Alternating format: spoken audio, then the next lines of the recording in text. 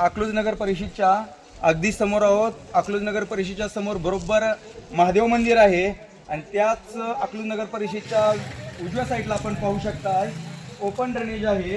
या ड्रेनेजमध्ये कुठं सुद्धा पाणी आढळून येत नाही।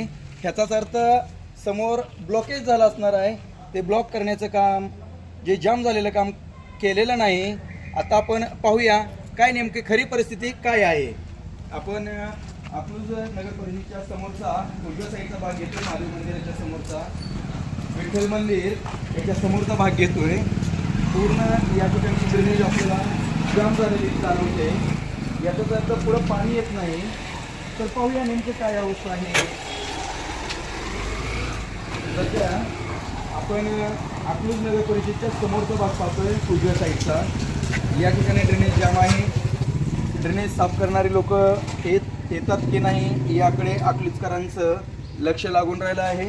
मिनिमम सार्वत्रिक निवडणूक 2025च्या अनुषंगाने तरी अकलूज स्वच्छ अकलूज सुंदर अकलूज हा तरी नारा होतो की नाही याकडे अकलूजकरांचे लक्ष लागून राहिलेले आपण पाहू शकता। या ठिकाणी गटारी अगदी फुल जाम आहेत।